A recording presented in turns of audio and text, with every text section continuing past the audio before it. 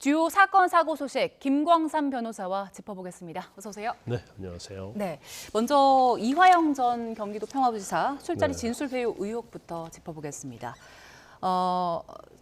이화영 지사의 진술 그리고 검찰의 주장 지금 뭐 시간, 날짜, 장소 등이 지금 엇갈리면서 진실 공방 이어지고 있는 중인데 지금까지의 상황 어떻게 보고 계십니까?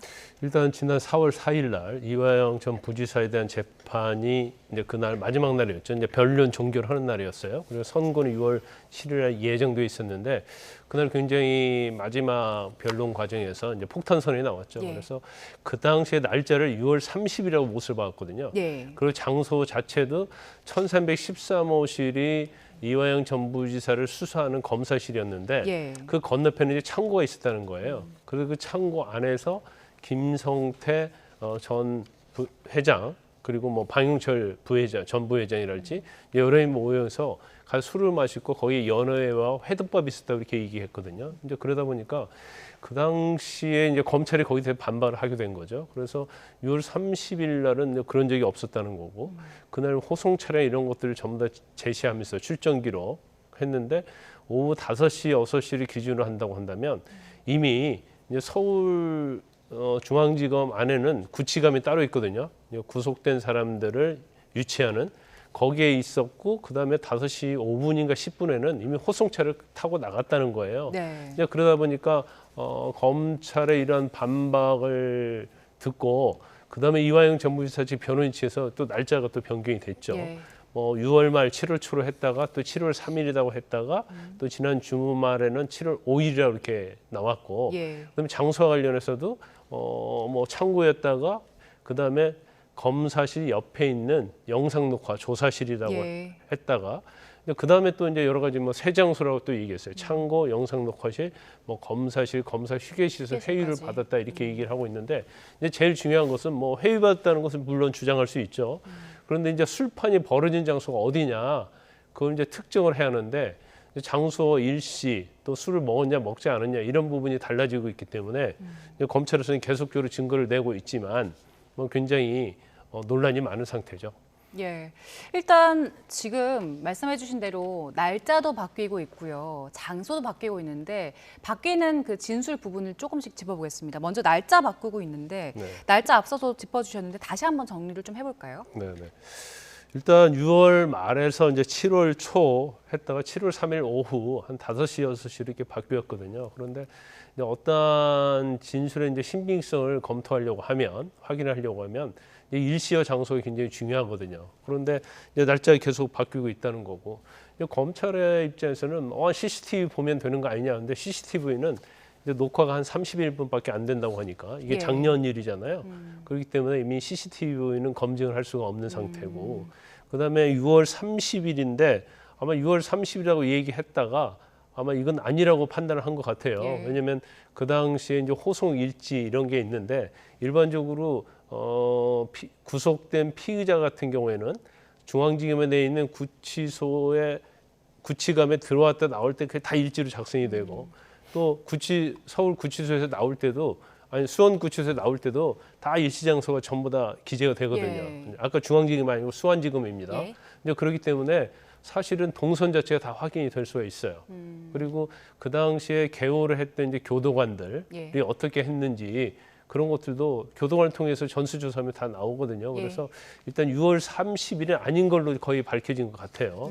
그러다 보니까 여러 차례 걸쳐서 회유가 있었다고 하면서 6월 말 7월 초 이렇게 갔다가 7월 3일까지 가고 7월 5일까지 온 거죠. 일단 김성태 전 쌍방울그룹 회장이요. 네.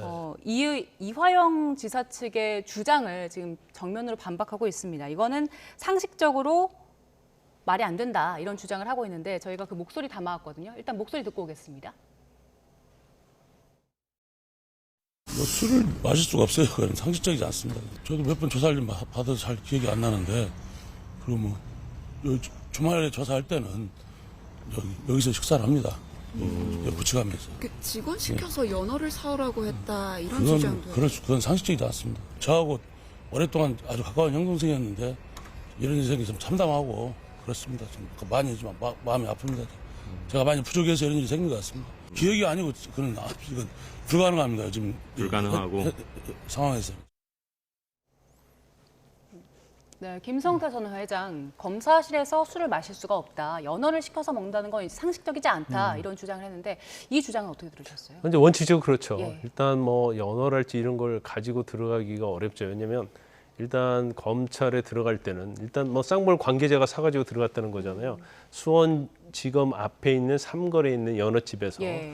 그러면 사실 뭐 검찰청이랄지 법원 들어가신 분들은 알 거예요. 특히 이제 검찰청 같은 경우에는 이제 검문 검색이 굉장히 강화돼 있습니다. 그래서 들어갈 때부터 이제 소지품을지 다 검사하거든요. 그렇기 때문에 이 언어 일반적인 이제 원론적인 얘기를 하는 거예요. 네. 일반적으로 들어가기 어렵다는 거. 더군다나 이제 술을 가지고 들어가기는 굉장히 어렵죠. 그래서 지금 문제가 되어 있는 것이 이전부터 이화영 전 부지사는 검찰의 회유를 받았다는 주장을 계속 해오고 왔었어요. 그런데 이번에 진술 자체가 일파만파 굉장히 논란이 큰 이유는 이제 술판을 벌였다. 예. 뭐 회덮밥이랄지 연어, 회 뭐 이런 게 등장하기 때문에 이것이 더 검찰 회유에 있어서 하는 데 있어서 동원된 게 아니냐, 이제 신빙성이 있다 이런 얘기를 하고 있는 거거든요. 그런데 일단 뭐 그 술판을 벌였다고 하는데 이제 술자리에 관련해서도 이제 검찰에서 반박하는 내용들이 있어요. 예. 일단 그 시간대에 5시, 6시고 또 식사를 하는 경우에는 이제 구치감에서 한다는 거죠. 검찰청 내에 있는. 그렇기 때문에 식사할 그게 안 됐고 또 어떤 기록한 일지를 보면 다 구치감에서 식사한다는 게 이제 확인이 된다는 거예요. 그리고 이제 술과 관련해서 이화영 전 부지사가 주장한 내용이 어떤 내용이냐면 전에는 이제 술을 먹어서 얼굴이 빨간 상태이기 때문에 예. 얼굴이 빨간 것이 가라앉을 때까지 기다렸다가 이제 호송차를 타고 구치소로 다시 돌아갔다고 이렇게 얘기를 하고 있는데 맨 처음 사회 법정에서 그렇게 얘기했죠. 그렇죠. 그런데 또 그 이후에 하는 진술은 술을 먹은 적이 없다. 그러니까 술을 줬는데 냄새를 맡아보니까 술이라서 또 먹지 않았다. 또 이렇게 예. 얘기를 하고 있거든요. 그게 그래서 18일 유튜브를 통해서 얘기한 거고요. 그렇죠. 그 이제 변호사가 그러니까 술을 정말 먹은 것이 안 먹은 것인지 또 정말 술이 있었는지 없었는지 이제 그 부분에도 굉장히 지금 약간 혼선이 좀 많이 있는 것 같아요. 예, 지금 말씀하신 대로 검찰에서도 일단 출정 기록 같은 거 공개를 하면서 정면 반박을 했고요. 이렇게 계속해서 허위 주장을 하면 법적 조치하겠다 경고하고 나섰네요. 네. 근데 이제 검찰은 공공기관이거든요. 그래서 어떤 명예훼손이랄지 이런 걸로 고소를 한다랄지 처벌하기는 굉장히 어려워요. 이제 법적 조치를 이제 검찰 입장에서는 뭐 하기는 어려울 건데 예. 아마 검찰은 계속 출정 기록이랄지 뭐 여러 가지 관련된 일지랄지 그다음에 이화영 전 부지사 측과 변호인이 계속 주장하는 내용에 대해서 이제 반박을 하고 그러면 이화영 전 부지사 측에서 좀 또 다른 내용 주장하고 그러니까 뭐 주장하면 거기에 계속 따라가는 예. 거기에 증거를 대는 이제 그런 형식으로 지금 가고 있어요. 예. 그런데 이제 7월 5일자까지 나왔는데 이제 거기에 대해서도 지금 출정 기록할지 여러 가지 또 관계대로 조사했고 그렇다는 거 아닙니까? 그래서 검찰의 입장에서는 너무 허무맹랑하고 이제 황당하다고 이야기하고 있기 때문에 어떤 증거적인 측면에서는 지금 이화영 전 부지사 측은 이제 이화영 전 부지사의 말밖에 없거든요. 그렇죠. 그리고 이전에 입회했던 변호사도 회유랄지 이제 술자리는 없었다 그렇게 얘기하고 있기 때문에 오히려 증거 자체는 이화영 전 부지사 측에서 일시와 장소에 관련된 특정을 해야 하고요. 예. 거기에 관련된 증거를 내야 하는 게 맞죠. 그런데 뭐 그런 부분에 대해서는 뭐 아직껏 뭐 확실하다는 그런 증거를 내고 있지 않기 때문에 검찰의 입장에서는 뭐 그 이화영 전 부지사의 주장에 따라서 계속 증거를 내고 반박을 하는 이제 그런 상황이 계속 지속되고 있는 거예요. 예. 지금 그래서 날짜도 바뀌고 있고 이화영 전 지사 측이 주장한 날짜도 바뀌고 있고 장소도 자꾸 바뀌는데 사실 날짜는 좀 헷갈릴 수가 있을 것 같은데 장소 같은 경우에는 창고였다가 진술 녹화실이었다가 검사 휴게실이었다가 이게 어떻게 이렇게 헷갈릴 수 있을까 이렇게 발언이 바뀌는 이유가 뭐라고 보세요? 그때 일자도 사실은 이제 바꾸기는 어렵죠. 왜냐하면 처음에 얘기할 때는 19회 조서를 받은 날이다. 예. 이게 조사를 받은 날이라는 거예요. 19번째 예. 조서를 쓴 날인데 그날이 6월 30일이다 이렇게 얘기했기 때문에 굉장히 특정을 확실히 한 거예요. 예. 그리고 장소도 창고다 검사실 건너편에 창고다 그랬잖아요. 예. 그러니까 그냥 일반적으로 들으면 굉장히 구체적이거든요. 그리고 안에서 있었던 일을 구체적으로 얘기하니까 듣는 사람 입장에서 보면 검찰이 그럴 수 있겠네라고 얘기를 할 수 있는데 이제 장소가 또 일시와 장소가 바뀌어 버리니까 그 다음에 이제 뭐지 이런 생각이 들 수 있어요. 예. 더군다나 지금 건너편에 있는 창고하고 영상 녹화실은 사실은 차이가 좀 크지 않습니까? 예. 왜냐하면 안에 내부 구조도 완전 틀려요. 창고는 굉장히 오픈된 상태고 예. 영상 녹화실은 굉장히 약간의 어둡고 이제 불은 있지만 상당히 이제 밀폐된 공간처럼 돼 있는 거죠. 헷갈리기가 좀 어려운 그렇죠. 어렵고 차이가 그다음에 있는 거죠. 영상 녹화실은 또 영상 녹화를 조작하는 조작실과 이제 구분이 돼 있거든요. 네. 이제 그렇기 때문에 창과 영상 녹화실은 이게 사실은 구분을 못했다 이거 자체는 좀 이해가 가지 않습니다. 더군다나 이제 영상 녹화실에 교도관이 있었긴 하는데 예. 이 교도관이 개월을 하고 계속 감시를 해야 하는데 이 영상 녹화실에는 조그만 창문이 하나 있었기 때문에 예. 그걸 통해서 보면 개월을 제대로 할 수 없다 이런 주장을 펴고 있는데 지금 검찰에서 이제 사진을 공개했잖아요. 예. 그러면 170이니까 굉장히 넓고 상당히 넓죠. 170에 90cm단 말이에요. 예. 그리고 아까 화면에 나왔는데 저희 그러면은 그 영상 검찰이 공개한 사진을 좀 다시 보여주시죠. 네, 이 화면이죠. 그렇죠. 그럼 완전하게 이제 영상 녹화실이 외부에서 볼 수 있도록 딱 돼 있거든요. 이제 그렇기 때문에 이제 저 부분도 사실은 사실과 좀 맞지 않기 때문에 이제 그 부분에서도 이화영 전 부지사 측에서도 좀 합리적인 그런 주장을 좀 해야 할 것으로 보입니다. 네, 이렇게 날짜, 장소 그리고 음주 여부에 대해서까지 발언이 바뀌고 있기 때문에 신뢰성이 상당히 떨어질 것 같은데 이렇게 엇갈리는 상황에서 그러면 이건 입증은 누가 해야 되는 거고 어떻게 입증할 수 있습니까? 입증에 관한 것은요. 사실 그날 제일 중요한 것은 알리바이와 같은 비슷한 거잖아요. 원래는 어떤 사람이 범죄를 하면 내 범죄 장소에 있지 않았다고 이제 범죄자 측에서 주장을 해야 하는데 이 사건은 그 정반대적인 측면이거든요. 예. 예를 들어 나는 검찰로부터 회유받았다, 고문당했다. 그런데 매달 일시와 장소를 특정해주면 지금은 어떻게 보면 검찰 측에서 그걸 갖다가 입증해야 하는 그런 상황이 되는 거예요. 그럼 검찰 측이 입증할 수 있는 것은 일단은 안 했다는 거니까 그 당시 출정 기록이 있고 그 시간대에 이화영 전 부지사가 그곳에 머물지 않았다. 그러면 이제 그보다 더 중요한 증거는 없는 거죠. 그러면 이화영 전 부지사 측에서는 그 당시에 내가 그쪽에 있었고 거기 그 자리에 있었고 그다음에 김성태랄지 방용철랄지 이런 사람들이 같이 있었다는 걸 또 주장을 해줘야 하는 거예요. 예. 그런데 지금 현재 검찰에서 공개된 것들에 의하면 그런 내용이 없기 때문에 오히려 이화영 전 부지사 측에서 목격자랄지 그 자리에 있었던 사람이랄지 이제 그런 진술을 가지고 이제 확실하게 이 얘기를 해야 하는 거죠. 예, 저희가 이화영 전 부지사의 술자리 진술 회유 의혹 짚어봤고요. 다음 사건 짚어보겠습니다. 그 계곡살인 주범 이은혜 기억을 하실 겁니다. 남편 생명보험금 노리고 가평 계곡에서 남편을 살해해서 무기징역 지금 확정받은 상태인데요. 근데 남편과의 결혼이 무효가 됐더라고요. 이게 어떤 의미가 있는 겁니까?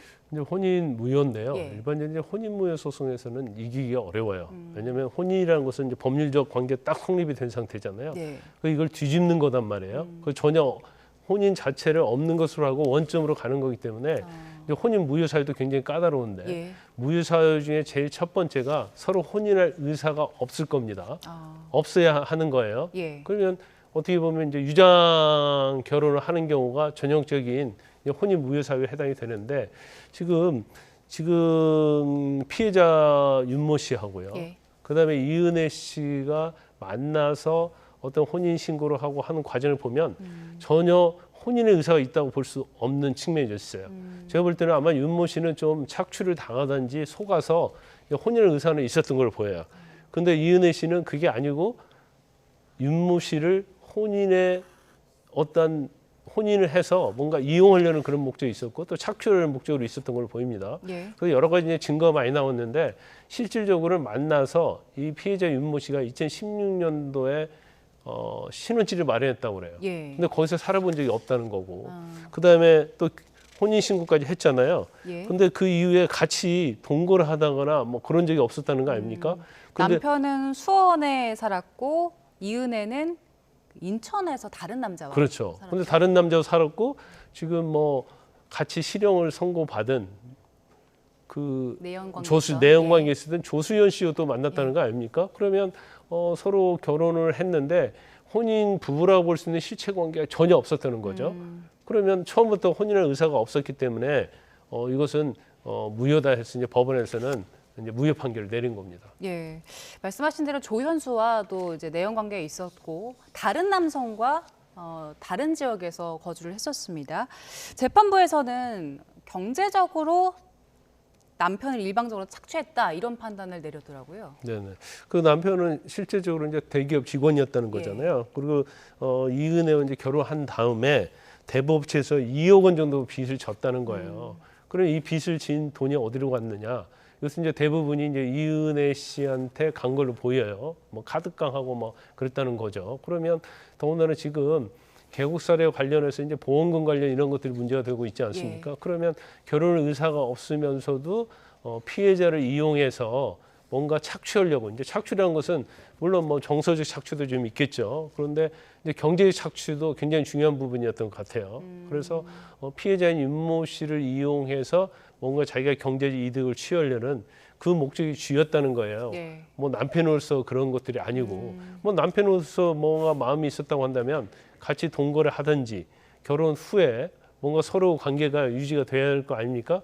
근데 그런 부부로서 볼 수 있는 것이 전혀 없었다는 거죠. 예. 오히려 동거나면 조수연하고 짜고 개국 사례와 같은 조수연, 조현수. 조현수, 예. 조현수 짜고 같이 개국 사례와 같은 이제 이런 범행을 저질렀기 때문에 전형적인 이제 혼인을 빙자해서 이제 경제적인 착취, 정서에 착취했다 이렇게 볼 수 있는 거예요. 그러니까 예. 아예 처음부터 이제 혼인 의사는 없었다고 볼 수 있는 거죠. 예, 이렇게 그 숨진 남편과 이은혜의 혼인 관계가 무효가 되면 이은혜와 두 사람 관계는 일단 그냥 남이 되는 거잖아요. 그렇죠, 그렇죠. 그러면 이은혜 판결에는 뭐 영향을 주는 게 있습니까? 그 형사 판결 말씀하시는 거죠? 아니 형사 판결에는 이미 뭐 무기징역 선고됐기 때문에 더 이상 줄 건 없고요. 아마 이런 내용 자체도 사실은 피해자 관계가 형사 기록에 다 나와 있을 거예요. 예. 그래서 조사가 다 돼 있을 겁니다. 그래서 이러한 부분이 전체적으로 인정이 됐기 때문에 이은혜에 대해서는 무기징역 선고된 거예요. 그래서 뭐 형량을 더 높아질 것이다, 높아지지 않을 것이다 그렇게 영향은 되지 않을 거예요. 이미 판결문에서 그러한 내용을 다 참작을 해서 예. 형량이 선고되었을 것이고, 그다음에 뭐 혼인 무효가 됐잖아요. 결혼 무효가 됐기 때문에 예. 결혼 전으로 돌아가는 거죠. 아, 그리고 새로운 가족 관계부터 형성이 되고 예. 둘 관계는 이제 아무런 관계가 없는 걸로 돌아가는 겁니다. 예. 이 혼인을 무효해달라라고 소송을 낸 게 유족이었는데 유족이 또 다른 소송을 하나 진행하고 있는데 그 이은혜 딸이 숨진 남편의 양자로 입양된 거 이것도 이제 무효로 해달라 이런 소송입니다. 지금 이 소송은 어떻게 진행되고 있습니까? 일단 이제 곧 재판이 있고요. 21일 날이 재판 기일일 거예요. 그런데 지금 이건 어떻게 되냐면 이은혜가 2011년도에 혼인 전에 딸을 출산을 합니다. 예. 그러다가 2017년 3월에 이제 피해자 윤모 씨와 결혼을 하죠. 그리고 나서 한 6월에 입양을 합니다. 그 딸을. 근데 딸을 입양하는데 이거 자체가 사실은 입양할 이유가 없는 거죠. 피해자 윤모 씨 입장에서는. 예. 근데 혼인을 전제로 서로 부부 관계를 이루는 걸 전제로 입양을 했기 때문에 이 입양 과정에서 좀 문제가 있는 거예요. 그러면 뭐 기망을 해서 했으면 사실은 뭐 혼인 취소 사유도 될 수 있는데 아예 그 의사 자체가 없었음에도 불구하고 네. 여러 가지 상황을 이용해서 했기 때문에 이거 자체는 무효다 해서 입양 무효 소송을 제기한 걸로 보여요. 그런데 우리가 이제까지 이 얘기했던 것처럼 또 형사 판결 기록에 나와 있는 것처럼 입양 자체는 사실은 어떤 피해자의 의사와 상관없이 예. 피해자가 어떻게 보면 정상적인 어떤 사고의 상태가 아니고 혼인을 전제로 해서 한 것이기 때문에 물론 이거 자체가 이제 입양 무효도 상당히 엄격합니다. 예. 엄격함에도 불구하고 뭐 제가 볼 때는 여러 가지 사정을 종합하면 뭐 피해자 윤모 씨 유족이 승소할 가능성도 상당히 있다 이렇게 그 봅니다. 혼인 무효 판결이 이 입양 무효 판결에도 영향을 주는 영향을 겁니까? 당연히 줄 수 있을 거예요. 예, 알겠습니다. 자, 오늘 얘기는 여기까지 나눠보겠습니다. 지금까지 김광삼 변호사와 함께했습니다. 고맙습니다.